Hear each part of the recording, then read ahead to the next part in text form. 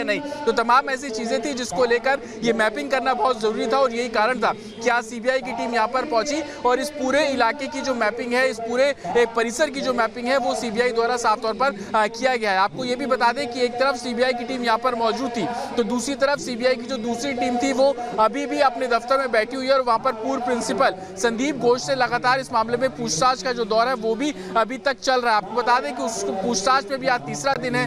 कल और परसों इन 2 दिनों में 25 घंटे तक पूछताछ की गई।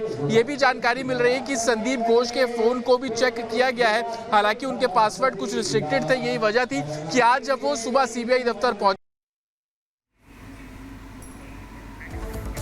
तो बिल्कुल लगातार हमारे सहयोगी जतिन को आप सुन रहे थे कि किस तरीके से वो बता रहे हैं कि सीबीआई की टीम ने आज मैपिंग की है और वो फिलहाल सीबीआई वहां से जा चुकी है। लेकिन मृतका के पिता की अगर बात करें, वो सामने आते हैं, वो कहते हैं कि हमें मुआवजा नहीं बल्कि इंसाफ चाहिए। उन्होंने साफ तौर पर बताया है कि कैसे जब उनकी बेटी की हत्या होती है उसके बाद अस्पताल ने बिल्कुल भी उनका सहयोग नहीं किया। इस पूरे मामले को लेकर डॉक्टर के पिता ने अस्पताल पर गंभीर आरोप लगाए हैं कि उनका सहयोग नहीं किया गया। पूरा अस्पताल कहीं ना कहीं इस पूरे मामले में संलिप्त है। ममता सरकार से हम संतुष्ट नहीं हैं, ये लगातार उनके माता पिता की ओर से कहा जा रहा है कि अस्पताल का पूरा विभाग, पूरा सिस्टम इसमें शामिल है। कोई रिजल्ट नहीं मिला है अभी तक। इसकी जो इंक्वायरी चल रहा है इसका कोई रिजल्ट नहीं अभी तक मिला है। इसके लिए आशा करने के बाद हम क्या कर सकते हैं। एकदम हम लोग डिपार्टमेंट का कोई नहीं और कॉलेज का कोई हमारा साथ कोऑपरेट नहीं किया। पहले से तो हम ये बोल रहा है, यही तो दिक्कत है हम लोगों का। जो डिपार्टमेंट पूरा इसलिए इन्वॉल्व है इसमें। प्रिंसिपल तो हम तो क्या बोला, हम उसको जरूरत पड़ा है, उन्होंने बोलता है उसको हम लोग हमारा ऑफिस में बुलाओ, हम नहीं जा सकते। बाद में उन्होंने आया था लेकिन हम लोगों से बात नहीं किया। जो क्रिमिनेशन घाट का बारे में बोलता है, श्मशान घाट के बारे में, उधर 3 बॉडी पड़ा हुआ था लेकिन उसका पहले ही हमारा लड़की का बॉडी जला दिया गया।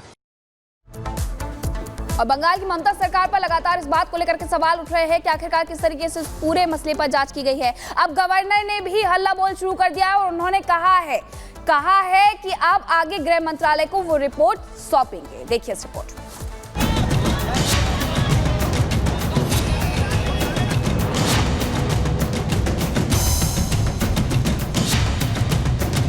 कोलकाता में ट्रेनी डॉक्टर से हुई दरिंदगी से पूरा देश हिल गया है। इस जघन्य अपराध की जांच कर रही सीबीआई जैसे जैसे आगे बढ़ रही है उससे हैरान करने वाले खुलासे हो रहे हैं। कोलकाता के आरजीकर अस्पताल में हुई इस घटना ने ममता सरकार को भी सवालों के घेरे में खड़ा कर दिया है। बीजेपी तो पहले से ही ममता सरकार को इस मामले में लापरवाही को लेकर घेर रही थी। अब पश्चिम बंगाल के गवर्नर सीवी आनंद बोस ने भी राज्य सरकार पर सवाल खड़े कर दिए हैं।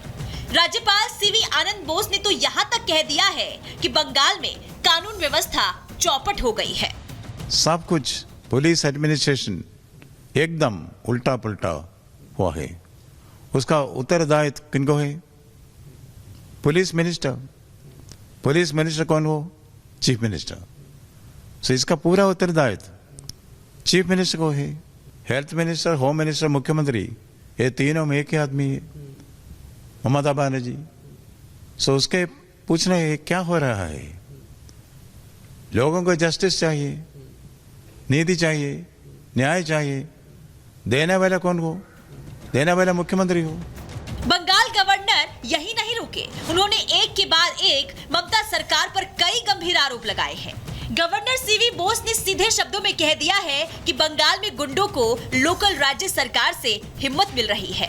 यही वजह है कि आरजीकर अस्पताल में जब गुंडे आए तब अस्पताल में कंट्रोल रूम था लेकिन पुलिस का कंट्रोल नहीं था।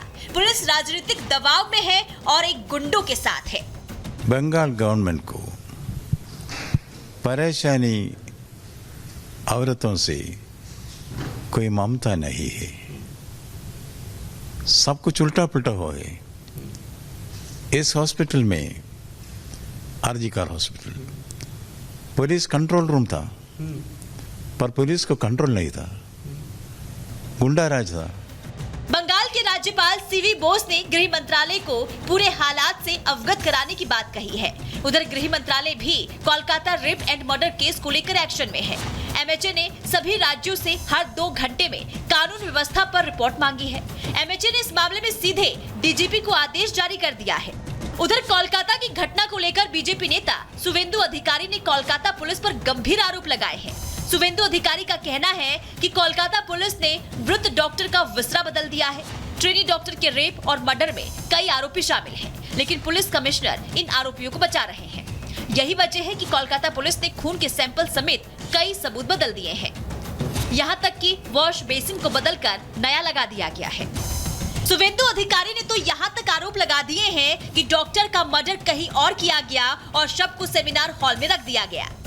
कोलकाता रेप कांड में बंगाल पुलिस ने जिस तरह से हीला हवाली की, उससे सीधे ममता सरकार और बंगाल की कानून व्यवस्था सवालों के घेरे में है। ऐसे में अब देश की उम्मीद सीबीआई से जुड़ी हुई है कि पूरे मामले की सच्चाई देश के सामने आ जाए। अब सवाल ये है कि क्या ममता सरकार ने जानबूझकर इस मामले में लीपापोती की? क्या कोलकाता में जो कुछ हुआ वो ममता सरकार की शह पर हुआ? Bureau report, Republic Bharat.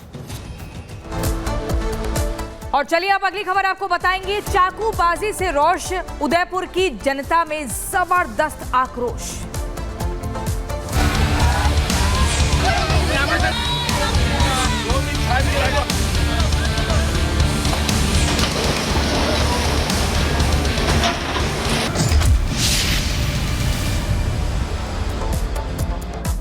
आपको बता दें, उदयपुर में चाकूबाजी के बाद स्कूल में पढ़ रहे एक छात्र की हालत काफी गंभीर बताई जा रही है। वहीं उस छात्र के परिजन अब सड़क पर उतर आए हैं, इंसाफ की मांग कर रहे हैं। उनका ये मानना है कि उनके बच्चे से उनको मिलने नहीं दिया जा रहा है, जिसके बाद स्थिति बेकाबू हो गई है, प्रदर्शन बढ़ता जा रहा है और पुलिस उसी स्थिति को काबू में करने का लगातार प्रयास कर रही है। पूरी खबर इस रिपोर्ट में देखिए।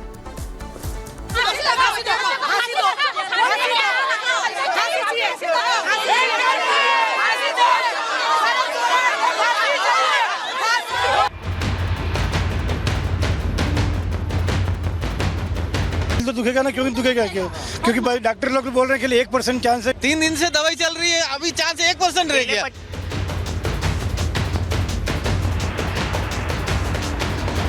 बुलडोजर तो चला है जो चला है, पर है ना साथ में उस लड़के का एनकाउंटर होना चाहिए। बच्चे का इलाज निरंतर चल रहा है और मेडिकल प्रशासन अपनी पूरी मेहनत और जो भी विशेषज्ञों की टीम है वो लगातार लगी हुई है। बच्चा जब अस्पताल में जिंदगी और मौत की जंग लड़ेगा तो कोई भी माँ ऐसे ही बेसुध हो जाएगी।